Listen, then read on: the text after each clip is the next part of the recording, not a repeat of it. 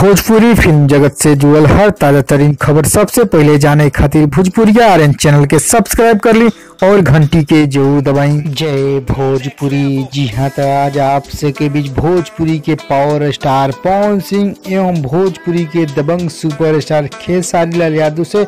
जुड़ल विशेष खबर लेके जेमे की आपसे हम बताएं पवन सिंह के बाद अब खेसारी लाल यादव राजनीति के बारे में का कहलन जौन की भोजपुरिया आपसे बीच खुलासा करता। जी हाँ, तो आपसे बता दी अभी काफी चर्चा एवं सोशल मीडिया पर काफी वायरल हो रहा है खेसारी लाल यादव की खबर कि खेसारी लाल यादव राजनीति में ना ज्वाइन करे जौन की आपसे बता दी पवन सिंह राजनीति से जुड़ गए बने जौन की भाजपा के सदस्य बन गए बने। आपसे भी पूरा वाकिफ बनी, लेकिन अब आपसे खबर आ गई खेसारी लाल यादव का कहल चाहते हैं राजनीति के बारे में, जिसमें कि पवन सिंह तो अपन खुलासा कर ले बने कि बीजेपी के हम सदस्य बानी, लेकिन खेसारी लाल यादव अभी कुछ खुलासा ना किने हम कौन पार्टी के तरफ से बानी या नहीं या कोई हमारा राजनीति में इंटरेस्ट नहीं, कभी कोई खुलासा ना भाई। लेकिन आपसे भी भोजपुरिया सबसे पहले खुलासा करता है जो उनकी खेसारी लाल यादव खुद पोस्ट कर बने अपन इंस्टाग्राम आईडी से ऑफिशियल अकाउंट द्वारा। जी हाँ, तो आपसे बता खेसारी लाल यादव का कहले बने। जी हाँ, तो आपसे बता खेसारी लाल यादव खुद अनाउंस कर बने कि हम कोई भी पार्टी में अपन हम सम्मिलित ना होके,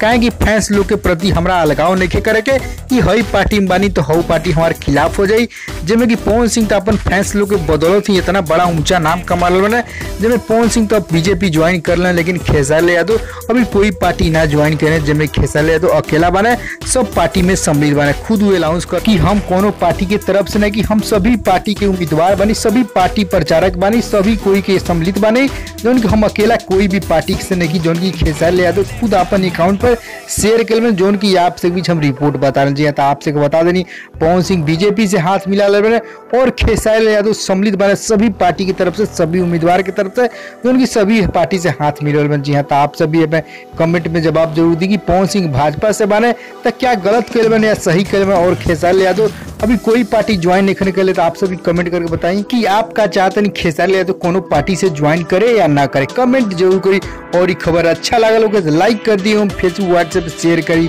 और अगर आप चैनल पर नया बानी तो भोजपुरिया चैनल के सब्सक्राइब कर ली और घंटी के जरूर दबा दी।